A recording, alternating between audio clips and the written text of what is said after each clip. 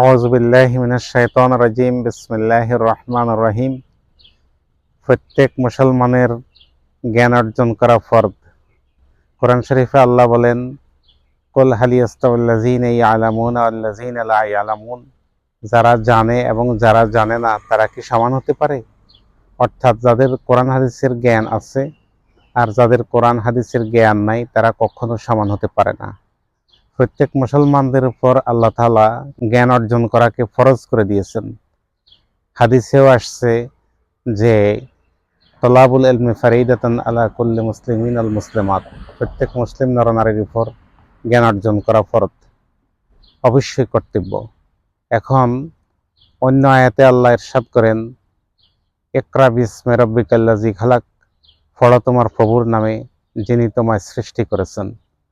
সুতরাং এতে বোঝা গেল প্রত্যেক মুসলিম নরনারীর জন্য ভালোভাবে সৎভাবে ইসলামিক লাইফ লিড করার জন্য কোরআনিক ওয়েতে জ্ঞান অর্জন করা খুবই জরুরি। ইদার সে সেকুলার এডুকেশন হোক, বাংলা ইংরেজি শিক্ষিত হোক, কিন্তু কোরআনের মিনিমাম নলেজ জ্ঞান অর্জন করা বড় জরুরি। এখন আসুন কতটুকু এলেম আমরা তালাশ করব।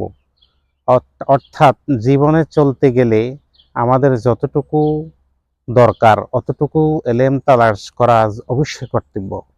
ফর এক্সাম্পল, মনে করুন কোনো মানুষ, কোনো পার্সন বিয়ে করে নাই। এখন বিয়ে করার আগে তার বউ সংক্রান্ত যত এলেম আছে সব কিছু যদি সে অর্জন করে সেটা তার জন্য নফল, কিন্তু বিয়ে করার পরে তার জন্য এই এলেম, বউ সংক্রান্ত, স্ত্রী সংক্রান্ত যত রকম মাসলা মাসাইল এলেম কালাম আছে সব কিছু অর্জন করা অবশ্যই কর্তব্য, ফরজ। কারণ সঠিকভাবে লাইফ লিড করতে গেলে, ইসলামিক ওয়েতে লাইফ লিড করতে গেলে কোরআনের জ্ঞান অবশ্যই জরুরি। পশুকে পশু হিসাবে চিনা, মাকে মা হিসাবে চিনা, বোনকে বোন হিসাবে চিনা, স্ত্রীকে স্ত্রী হিসাবে চিনা, এটা একমাত্র কোরআনিক নলেজ দ্বারাই কিন্তু মানদণ্ড নির্ধারণ করা হয়। যদি কোরআনিক কোনো নলেজ না থাকে তাহলে এই মানদণ্ড রক্ষা করে লাইফ লিড করা অত্যন্ত দুরূহ ব্যাপার। এতে বোঝা গেল আমাদের কোরআনের মিনিমাম নলেজ অর্জন করা বড় জরুরি।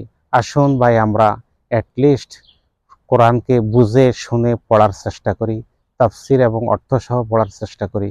আল্লাহ তাআলা আমাদিগকে এই নেক কাজ করার সহি বুঝ দান করুন। আমিন ইয়া রাব।